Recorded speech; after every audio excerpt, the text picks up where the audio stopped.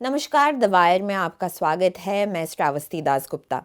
रविवार को बिहार के मुख्यमंत्री नीतीश कुमार ने अपना इस्तीफा दे दिया। उन्होंने ये ऐलान किया जो महागठबंधन थी उनकी सरकार की आरजेडी के साथ वो खत्म हो चुकी है और कुछ ही घंटों बाद उन्होंने जाके फिर से शपथ ली मुख्यमंत्री की ओर से। इस बार उन्होंने भाजपा के साथ सरकार बनाई है। ये सारे घटनाक्रम को समझने के लिए हमारे साथ आज जुड़े हैं बिहार के वरिष्ठ पत्रकार नलिन वर्मा। द वायर में आपका स्वागत है। धन्यवाद आपको बुलाने के लिए। नलिन जी, सबसे पहले मैं आपसे पूछना चाहूंगी, ये जो सारे घटनाक्रम हुए हैं पिछले 2 दिनों में, कुछ दिनों से मीडिया में बातें तो चल रही थी कि नीतीश कुमार फिर से भाजपा के साथ जुड़ने वाले थे, पर उनकी तरफ से कोई बयान नहीं आ रही थी। और रविवार सुबह को जब उन्होंने बयान भी दिया मीडिया में, उन्होंने बस यही कहा कि उनके साथ, किसी का नाम नहीं लिया उन्होंने बोला उनके साथ चीज़ें ठीक नहीं चल रही थी और अभी नया गठबंधन बनने को जा रहा है। तो आप ये सारे डेवलपमेंट्स को सर आप कैसे देखते हो और कैसे समझना चाहिए इसको बिहार की राजनीति के लिए? देखिए श्रावस्ती, इसमें वो बोल नहीं रहे थे तो इसका ये मतलब नहीं है कि वो काम नहीं कर रहे थे। वो एक तरह से बीजेपी के साथ ये एक दिन का परिणाम नहीं है। ये एक लंबे कालक्रम में स्ट्रेटजी इन लोगों ने बनाया होगा कि हमको मूव करना है। और इसमें एक ही बात कहा जा सकता है बहुत डेफिनेटिव तरीके से कि शिफ्ट इसलिए किए वहां पे कि इनको लगने लगा था कि भाई जिस काम के लिए हम यहाँ आए हैं या अपने पार्टी को बचाने की काम हो, इसमें प्रिंसिपल इन्वॉल्व नहीं था। अपने पार्टी को बचाने की काम हो या हमारा मुख्यमंत्री पद सुरक्षित रह सकता है वहां जाने से, और बिल्कुल सेल्फ इंटरेस्ट इसमें है। ये शिफ्टिंग जो था इसको बहुत ही अपॉर्चुनिस्टिक कहा जा सकता है, और ये अपॉर्चुनिज्म दोनों तरफ से था। नीतीश कुमार जी ने कहा था कि हम मर जाएंगे लेकिन उस महागठबंधन, एक साल पहले इसी जनवरी में उन्होंने कहा था कि हम मर जाना कबूल करेंगे लेकिन वहां नहीं जाएंगे। और कुछ ही दिन पहले अमित शाह जी जो गृह मंत्री हैं और भारतीय जनता पार्टी के नेता हैं, उन्होंने भी कहा था कि हम हमारा दरवाजा जो है, लल्लन बाबू का भी नाम लिया था जो उसमें के प्रेसिडेंट जनता दल यूनाइटेड के, कि नीतीश कुमार जी के लिए, लल्लन बाबू के लिए हमारा दरवाजा हमेशा के लिए बंद हो चुका है, अब कभी वो लोग नहीं आएंगे। उसके बावजूद भी ये दोनों साथ में आए तो पॉलिटिकल मजबूरी ये शो करता है कि भारतीय जनता पार्टी बिहार में ये महागठबंधन के चलते वो स्टक फील कर रही थी। कितना वो बोल रही थी कि राम मंदिर हम बनाने जा रहे हैं, और उसके बाद से उसके लेकर के पूरे हवा है नॉर्थ इंडिया में, लेकिन वो जरूर अपने स्ट्रेटजिस्ट के द्वारा, इंटरनल सर्वे के द्वारा पाए होंगे कि बिहार में हम अच्छा नहीं कर सकते हैं नीतीश कुमार को उधर रहते हुए। और नीतीश कुमार को भी लगा होगा, जो कि ये लगना ठीक नहीं था, इसलिए कि बहुत अपॉर्चुनिटी, पांच पांच छह छह बार पाला बदल चुके हैं, और लगा होगा कि भाई उधर हम जाएंगे तो हम 16 सीट जीते थे पिछले बार, मोदी के वेव में फिर से हम चुनाव को जीत जाएंगे। हो सकता है कि यहाँ रहें तो हम उतनी सीटों को नहीं जीत पाए, और उसके बाद उनका दूसरे इनके पास लिमिटेशंस है कि इनकी पॉपुलैरिटी कम हो गई है और इनका सीट्स बहुत घट गया है, 42-45 इनके पास एमएलए हैं। तो ये स्लाइड देख रहे थे कि मेरे पास यही पूंजी है जिसको हम बार्गेन कर सकते हैं, कि भाई चलो चले जाते हैं तो मोदी के नाम पर ही सही, चुनाव तो हम सीट हमको शेयर में आएगी। तो उनको लगा कि मोदी का वेव ज्यादा है तो उधर वो चले गए। यही बात है यहाँ पर। इसको मीडिया में आ रहा था कुछ दिनों से, लेकिन अंदाजा इसलिए भी नहीं लग रहा था कि ये सब जो ऑपरेशन होता है वो फिल्टर डाउन होकर मीडिया के पास नहीं आ रहा था, बहुत लेट से आना शुरू हुआ। लेकिन ये एक दिन और 2 दिन 4 दिन में नहीं हुआ है, ये एक लंबी, एक बिहाइंड द सीन ऑपरेशन चला होगा इसमें। और at the top level Nitish Kumar और प्रधानमंत्री और अमित शाह जी के बीच में उसका परिणाम आपको दिखाई पड़ना शुरू हुआ होगा। 4-5 दिन पहले तो मीडिया ने इंडिकेशन लगाया होगा। जी, और हम भाजपा पे आएँगे कुछ ही देर में, पर पहले मैं आपसे ये पूछना चाहूँगी कि जेडीयू की तरफ से उसके बाद से, रविवार के बाद से जो बयान आ रही है, उसमें सारे उनके जो रीज़न्स हैं, वो सब कांग्रेस की तरफ वो पॉइंट कर रहे हैं। केसी त्यागी की तरफ से हर दिन एक बयान आ रहा है, जिनमें पहले उन्होंने कहा कि इंडिया अलायंस में कांग्रेस की एक कॉन्स्पिरेसी, षड्यंत्र चल रही थी। एक कांग्रेस की कॉकस थी, जो नीतीश कुमार से इंडिया अलायंस की लीडरशिप लेना चाह रही थी और इसलिए उन्होंने गठबंधन छोड़ दिया। फिर उन्होंने बोला कि कांग्रेस की वजह से सीट शेयरिंग नहीं हो पा रही थी। तो एक तरीके से जेडीयू की तरफ से जो पूरा रीज़न है अलायंस छोड़ने का, वो पूरा कांग्रेस पे डाला जा रहा है। तो इसको आप कैसे देखते हैं? क्या आपको लगता है कि ये एक अभी पॉलिटिकल अपॉर्चुनिज्म को वो अभी एक नाम दे रहे हैं, या फिर यही सही कारण होगा? क्योंकि सीट शेयरिंग, ये बात भी है कि सीट शेयरिंग अलायंस में अभी तक कुछ भी सेट नहीं हुआ है, हालांकि चुनाव में बस 3-4 महीने ही बाकी है। देखिए, लार्जर लड़ाई जब होती है, पॉलिटिकल लड़ाई, तो सीट शेयरिंग उसका पार्ट होता है। लेकिन आप वहां से क्या कह के आए थे, क्यों आए थे आप यहाँ पर? कि हमको सीट मिल जाए, हम जीत जाए, इसीलिए आप आए थे यहाँ पर? एक प्रिंसिपल होता है, वो तो यही कह के आए थे कि संविधान खतरे में है, देश की का प्रजातंत्र खतरे में है, इतिहास को बदला जा रहा है, और इसको बचाने के लिए हम इस गठबंधन को कायम करने जा रहे हैं। बिहार में तो महागठबंधन है ही, इसको ऑल इंडिया में हम एक्सपैंड करने जा रहे हैं। जब आए भी थे तो अपोजिशन पार्टी, आप जानती हैं कि सारा देश जानता है कि वो भारतीय जनता पार्टी एक मजबूत पार्टी है, फैला हुआ है। तो चुनाव जीत जाइएगा और उसके लिए इक्वेशन बैठा, इसी के लिए आप आए थे यहाँ पर। आप मान लीजिए कि सीट शेयरिंग नहीं हुआ या कहीं पर हिकअप हो गया, तो देखिए ये सब बहानेबाजी है। ये जो कहीं ना कहीं से तो जस्टिफाई करना पड़ेगा अपने आने को। तो क्या आपने जो कहा था कि भाई संविधान खतरे में है, प्रजातंत्र खतरे में है, संविधान को बचाने की हम लड़ाई लड़ रहे हैं यहाँ पर, और तो अब संविधान क्या वहां जाने से ठीक हो गया आपका? कांग्रेस ठीक है, स्ट्रेटेजिक कहीं पर, यह बड़ा देश है, बहुत सारी पार्टियां, 28 पार्टियां तो इसमें थी, और उसके बाद से तो उसमें दिक्कतें, ये सब तो फोर्स किया जा सकता है ना भाई, कि भाई बहुत तरह की दिक्कतें थी। शुरू से ही कहा जा सकता है कि बहुत आसान नहीं था सीट शेयरिंग, बिकॉज कांग्रेस एक नेशनल पार्टी है और क्षेत्रीय पार्टियां कांग्रेस के साथ ही लड़कर के इमर्ज की हैं, तो दिक्कत होनी ही थी ना, अभी भी वो दिक्कत है, और पहले से ही दिक्कत है, कोई नया दिक्कत नहीं हो रहा है।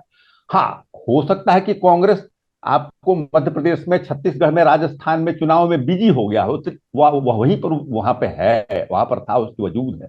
तो भाई असेंबली चुनाव में बिजी नहीं होगा तो क्या होगा, वो तो होना ही था उसको। लेकिन ये बोलना कि हम कांग्रेस के चलते हमने छोड़ दिया, क्या आप इसीलिए आए थे कि कांग्रेस हमको सीट दे दे, जल्दी जल्दी सीट शेयर हो जाए?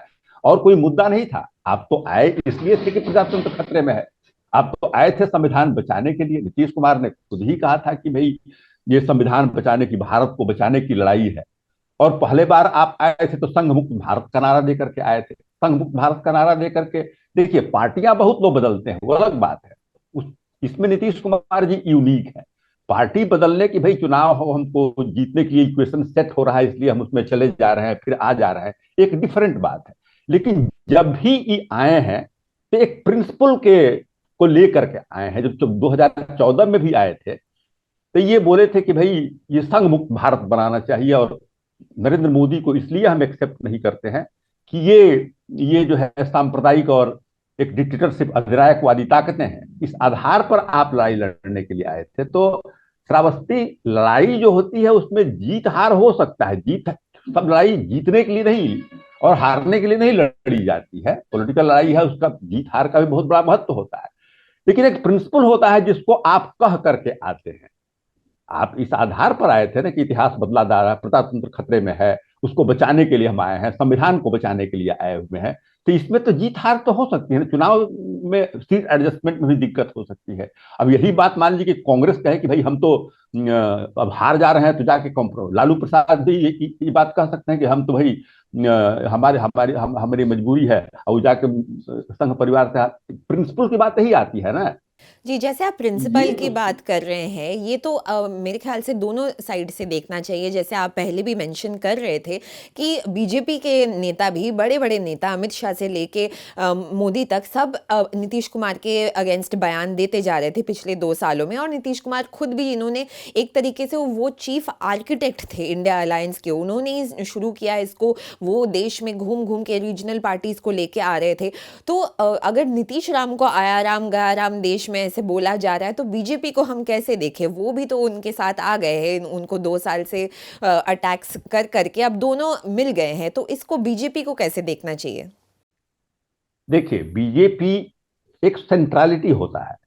हम प्रधानमंत्री नरेंद्र मोदी के बारे में जो कुछ भी, अमित शाह के बारे में जो कुछ भी कहें, लेकिन वो अपने पार्टी में 1990 से एक साधारण कार्यकर्ता थे वो। तो पार्टी में रह करके जो पार्टी के जो सेंट्रल पॉइंट है कि हमको हिंदुत्व को लाना है, हमको राम मंदिर बनाना है, इस सेंट्रल पॉइंट को, ये हमारे हमको व्यक्तिगत रूप से पूछिएगा तो ये राजनीति ठीक नहीं है, भारत के संविधान को खतरे में डालने वाली राजनीति है। लेकिन उसी स्ट्रीम में रह करके उन्होंने उस राजनीति को किया, उसको आगे उन्होंने बढ़ाया है। तो उनका नीतीश कुमार को भी, नीतीश कुमार गए हैं तो वो उनके पॉलिटिकल एजेंडा के कॉस्ट पर नहीं गए हैं। वो तो उनका पॉलिटिकल एजेंडा है ही कि हमको हिंदुत्व को लाना है, हमको भाई माइनॉरिटी का पॉलिटिक्स हम नहीं करते हैं, हम राम मंदिर बनाएंगे। इसके लिए बहुत सारे वायलेंस भी होते हैं, दलितों के अगेंस्ट में होते हैं, माइनॉरिटीज के अगेंस्ट में होते हैं, जो करते हैं वो बहुत उस पर चुप लगा करके, नरेंद्र मोदी भी उसको एक तरह से चुप चुप लगाए रहते हैं वो लोग ना। लेकिन नीतीश कुमार के पास वो नहीं गए हैं, इसलिए कि उन्होंने अपने एजेंडा को कहीं कॉम्प्रोमाइज नहीं किया है। लेकिन नीतीश कुमार ने क्या किया है कि उन्होंने अपना इशू, नरेंद्र मोदी ने या प्रधानमंत्री ने या भारतीय जनता पार्टी ने कॉम्प्रोमाइज, जहां पर है वहां पर है, उसको आगे बढ़ा रहा है। लेकिन आप के जाने में कि भाई आप अपने इश्यूज को कंप्रोमाइज कर रहे हैं ना। वो तो नहीं कह रहा है कि नीतीश कुमार जी आप आइए और हम राम मंदिर का मूवमेंट बंद कर देंगे, जी। आप आइए और साहब हम सांप्रदायिक पॉलिटिक्स बंद कर देंगे, वो तो नहीं कह रहा है।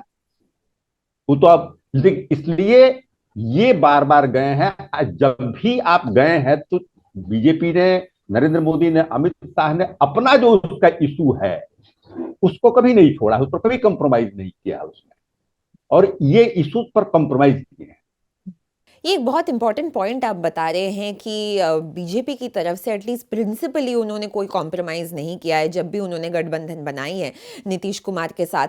मगर अगर हम बीजेपी की तरफ से ये भी देखें कि एक तरीके से क्या ये देखना सही होगा कि नीतीश कुमार को साथ लाने में बीजेपी ने जो मंडल और कमंडल दोनों को साथ में ले लिया है, क्योंकि कास्ट सर्वे के बाद जो बातें चल रही थी और बीजेपी उस पर ठीक से अपना पॉइंट ऑफ व्यू नहीं रख पा रही थी, और कहाँ खड़ी थी बीजेपी उस पे, इस पे भी कोई क्लैरिटी नहीं थी।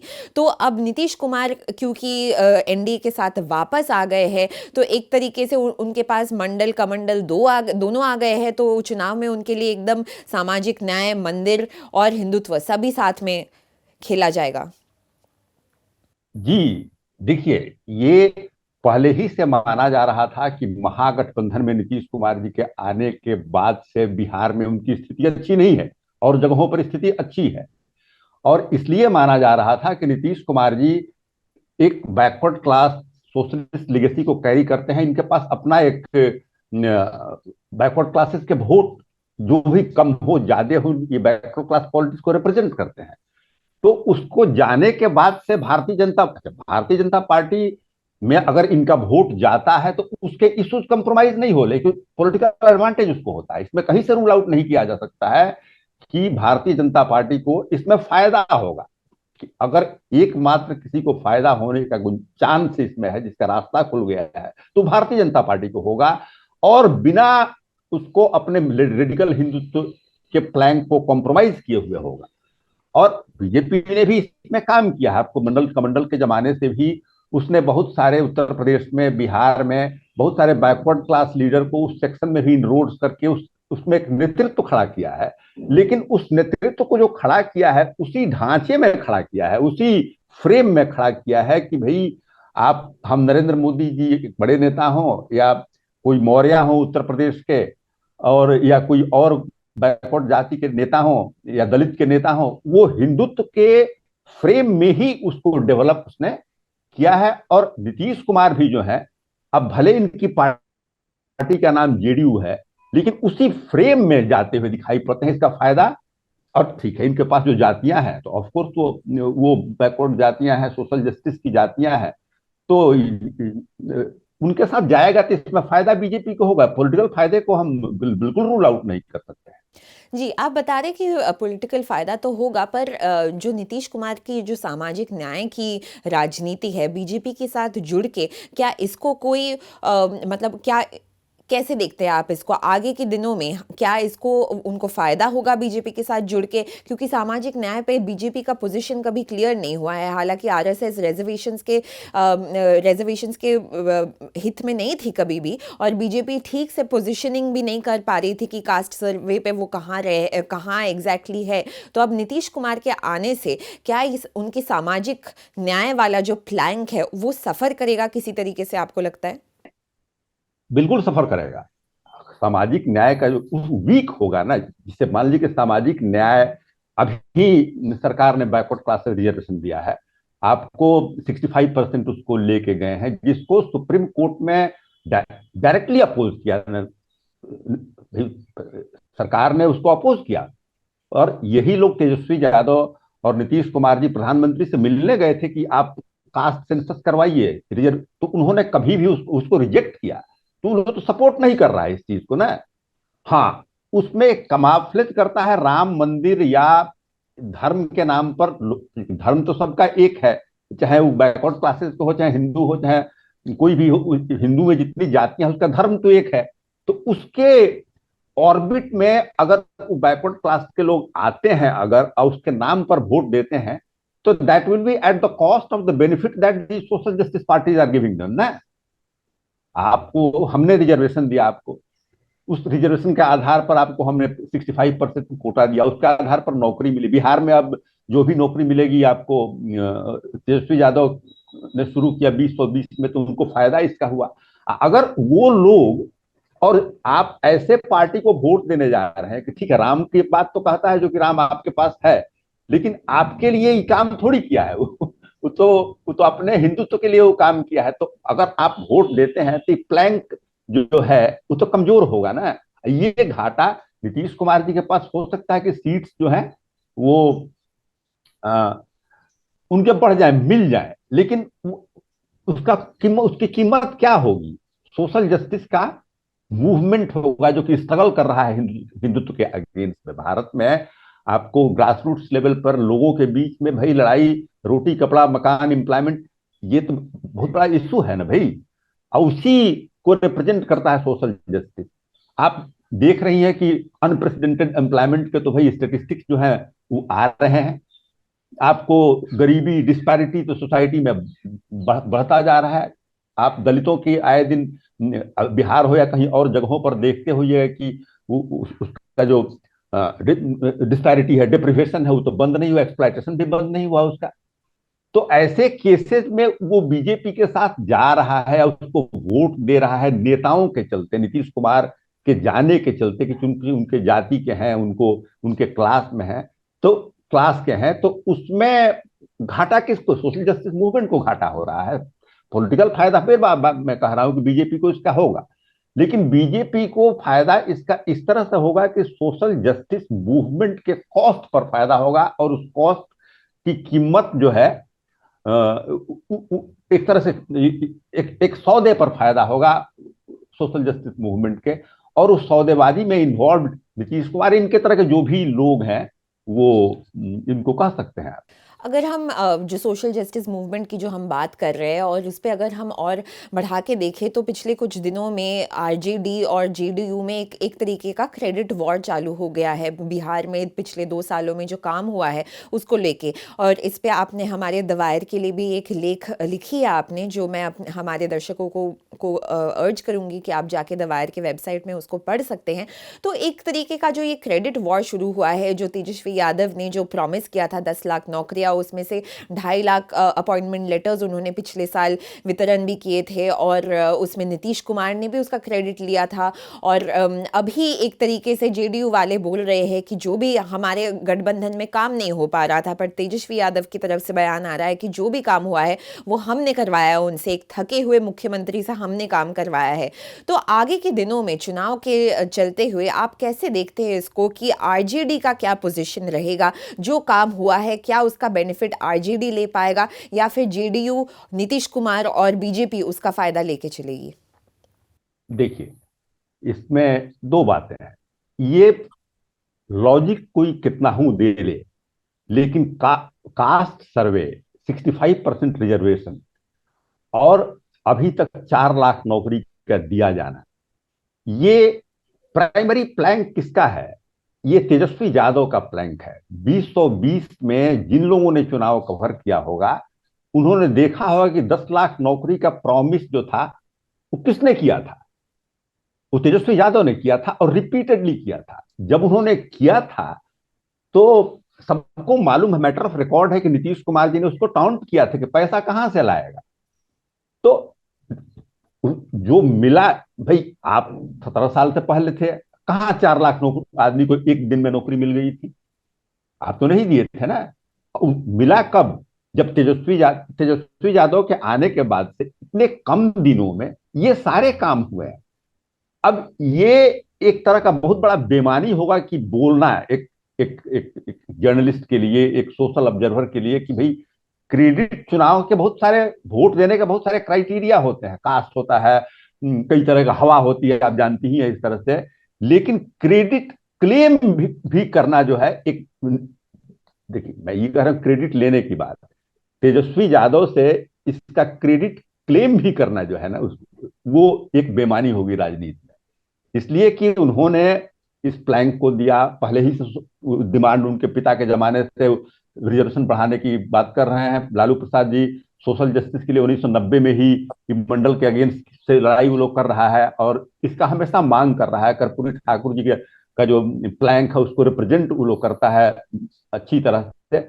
अब देखिए, इसमें आपको लॉन्ग टर्म फायदा होगा राष्ट्रीय जनता दल को, ये बता रहे हैं। चुनाव तो भाई 2 महीना में है, इसमें बहुत सारी इक्वेशंस होते हैं। जिसके पास मशीन पर, एक केवल सोशल जस्टिस की बात नहीं है, भारतीय जनता पार्टी के पास ये तो है ही, लेकिन आप क्यों नहीं सोचते कि बहुत रिसोर्सफुल पार्टी है, बहुत मजबूत पार्टी है, उसके पास अदर देन दिस भी बहुत बड़े बड़े रिसोर्सेज हैं उसके पास आप जानते हैं कि इंस्टीट्यूशन पर उसको कंट्रोल है, हर चीज पर उसको उसके पास कंट्रोल है, उसके पास इन्वेस्टिगेटिंग एजेंसीज है, जिससे अपने आप देख रही हैं कि उसके जो भी अपोनेंट है उस पर सिलेक्टिव तरीके से वो टारगेट कर रहा है। तो इसमें उसको प्लस जरूर हुआ है, लेकिन सोशल जस्टिस का झंडा बरदार जो है वो इवेंचुअल कोर्स में राष्ट्रीय जनता दल ही यहाँ पर, और तेजस्वी यादव भी ही होंगे। अभी इमीडिएट फायदा उसका नहीं हुआ, हो सकता कि नहीं हुआ, मैं नहीं जानता हूं कि अभी भी तुम्हारा 2 महीना बाकी है, 3 महीना बाकी है, इसका 1 घंटा में कुछ हो जाता है राजनीति में। आप कहीं लोग समझ जाए, अभी भी मैं नहीं कह रहा हूं कि आप दावा कर सकते कि हाँ नीतीश कुमार जी के जाने के बाद से 39 सीट 40 सीट आप जीत सकते हैं। नोशनली ये बात लग सकता है, लेकिन चुनाव is very different matter, you never know all the thing. लेकिन असेंबली में तो डेफिनेट रूप से बहुत बड़ा फायदा आरजेडी को होगा, उसके पास लोग भी पहचान गए रहेंगे ना। तो उसमें भी 2 साल, अभी 1.5 साल समय है। तो ये सोशल जस्टिस अपने को ले जाकर के लालू प्रसाद को एक तरह से, या तेजस्वी यादव को एक मजबूती मिली है इसमें, जान लीजिए इस बात को। जी, ये जो आप कह रहे हैं कि अभी बिहार में चुनाव में तो अभी 1.5 साल बाकी है एक तरीके से, पर लोकसभा के चुनाव तो अभी सर पे है, 2-3 महीने में होने वाला है। तो क्या आपके हिसाब से ये जो अलायंस अभी बना है भाजपा और जेडीयू का, वो उन्होंने बस 2024 के लिए बनाए हैं, और 2025 के पहले हम कुछ और परम्यूटेशन कॉम्बिनेशन देख सकते हैं? मैं, देखिए, अभी मैं बता रहा हूं आपको कि हमको लगता है कि 2024 के बाद नीतीश कुमार उस पोजीशन में बच नहीं जाएंगे। ठीक है, इन्होंने अपने को बहुत 5-6 बार उन्होंने बदला है, लेकिन ये चुनाव जो होगा ये भी टेस्ट होगा। बीजेपी को मालूम हो जाए कि नीतीश कुमार का कितना परसेंट वोट मेरे पास आया, और इंक्रीजिंगली उनकी पॉपुलैरिटी घटी है, बता रहे हैं आपको। 2014 में उन चुनाव अकेले लड़े थे, वो लोकसभा का चुनाव था, उसमें 15% उनको वोट आया था। और ये 2020 का चुनाव जो है वो तो भारतीय जनता पार्टी के साथ लड़े थे ना, असेंबली का चुनाव जो है उसमें तेजस्वी यादव जो कि अपोजिशन में थे, उनके पिता भी जेल में थे उस समय, उनको सिंगल लार्जेस्ट पार्टी आया और उसको 79 सीट्स 2020 में आया। आप याद रखिए कि वो सोशल जस्टिस के वोट पर ही उनको आया, और उस समय तेजस्वी यादव बहुत परेशानी में थे, उनके पिता भी जेल में थे उस समय। तब अच्छा, और प्रधानमंत्री ने बिहार में आकर के 12-12 के मीटिंग किए थे। नीतीश कुमार जी ने बहुत मेहनत लगाया था, लेकिन नीतीश कुमार जी को की पार्टी को 42 सीट आया, भारतीय जनता पार्टी को 75 सीट आ गया। अब राष्ट्रीय जनता दल तो सबसे बड़ी पार्टी के रूप में इमर्ज की, यहाँ पर 79 सीट उसको आया, लेकिन इनकी पार्टी को 42 सीट आया आपको। तो आप उस लॉजिक से इनके वोट बढ़ेंगे ये तो दिखाई बिल्कुल ही। आप मैंने 2024 का भी आंकड़ा बताया कि 15% सीट इनके पास था, और आपको 2020 में इनको 42 सीट आ गया।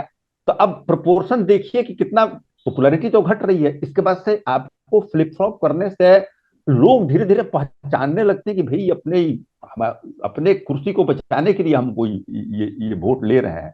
तो ठीक है, वेव में मोदी जी, वेव भी एक स्टॉर्म होता है, storm never last for ever, तो उसमें लोग घूम जाते हैं, लेकिन बाद में तो लोग सोचेंगे कि भाई ये हमको क्या मिला इसमें, जी ये तो नॉर्मल नौकरी। इसलिए मैं आपको बता रहा हूँ श्रावस्ती की इस 2024 के बाद मेरी अपनी पॉलिटिकल समझदारी है कि नीतीश कुमार जी ये लास्ट ही इनका अभी गेम है, इसके बाद बड़ा मुश्किल हो जाएगा। उस पोजीशन में रहेंगे तब ना आप आरजेडी में कहीं चले जाए। आरजेडी भी एक पॉलिटिकल पार्टी है, आपके पास कुछ रहेगा ही नहीं। आज भी अगर नीतीश कुमार जी के पास कुछ नहीं रहता, वो नोशन है बीजेपी के पास 15% है, 10% इनके पास बचा हुआ, वो मेरा प्लस हो जाएगा। अगर वो बचा ही नहीं रहेगा आपका, तो फिर आरजेडी में आइए, तो आरजेडी आपको पॉलिटिकल पार्टी है, वो कैसे आपको ले लेगी? हमको नहीं लगता है कि इसके बाद का बहुत खेल होने वाला है। जी, आप बता रहे हैं कि आपके हिसाब से शायद नीतीश कुमार का आगे कोई खेल नहीं रहेगा, पर सबसे आखिर में आपसे ये पूछना चाहूँगी कि ये सारे परिस्थिति में कोई बीजेपी हो या जेडीयू हो या आरजेडी हो, ये जो नेता हमारे देश में इधर-उधर अदला-बदली करते रहते हैं, सिंगल लार्जेस्ट पार्टी जैसे आप बता रहे थे आरजेडी था 2020 के चुनाव में, अभी सरकार बन रही है जेडीयू और बीजेपी की, और बीच में ये जो अदला-बदली होती जा रही है पिछले कुछ सालों से हम देख रहे हैं, तो इसमें बिहार के जो वोटर है उनकी क्या मायने रह गई है?